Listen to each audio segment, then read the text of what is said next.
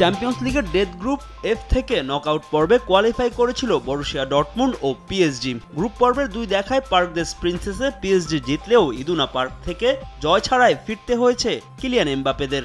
Road two লন্ডনের রেসে আবারও দেখা দুই ইউরোপিয়ান জায়ান্টের। বিগ সেমিফাইনালে প্রথম লেগে ডর্টমুন্ডের দুর্গ ইদুনা পার্কে মাঠে নামবে দুদল। চলতি চ্যাম্পিয়ন্স লিগে দুর্দান্ত সময় পার করছে লুই এনরিকের শিষ্যরা। কোয়ার্টার ফাইনালে ঘরের মাঠে হারলেও ফিরতি লেগে বার্সেলোনাকে 4-2 গোলে উড়িয়ে দিয়ে সেমির টিকিট কেটেছে প্যারিসিয়ানরা। তাই ম্যাচে অনেকটা নির্ভর হয়ে মাঠে নামবে পিএসজি। সম্ভাব্য 4-3-3 ফরমেশনে দল সাজাবেন পিএসজি বস। ডিফেন্সে থাকছে দুই সেন্টার ব্যাক থিও হার্নান্দেস ও মার্কুইনেস, লেফট ব্যাকে নুনো মেন্ডেস ও রাইট ব্যাকে আশরাফ হাকিমি।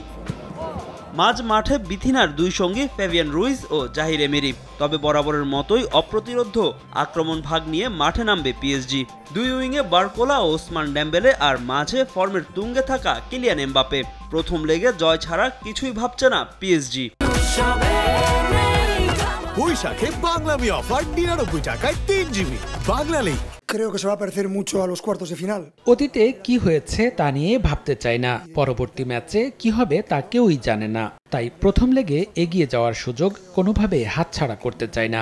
এই মাঠে বরাবরই ডর্টমুন্ড কঠিন প্রতিপক্ষ, তবে আমরা জয়ের জন্যই মাঠে নামবো। Nosotros venimos a ganar el partido.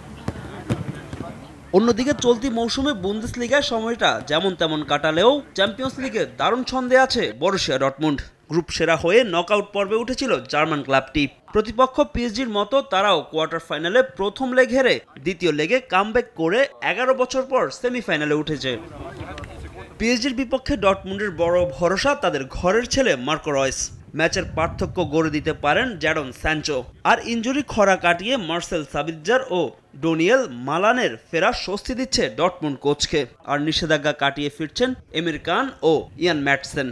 আর এই ম্যাচে জয়ের সুযোগ হাতছাড়া করতে চান না ডর্টমুন্ড কোচ। পিএসজির আক্রমণ ভাগ বিশ্বসেরা। কিলিয়ান এমবাপে দারুণ একজন ফুটবলার। তাকে আটকাতে হলে আমাদের দলগতভাবে খেলতে হবে।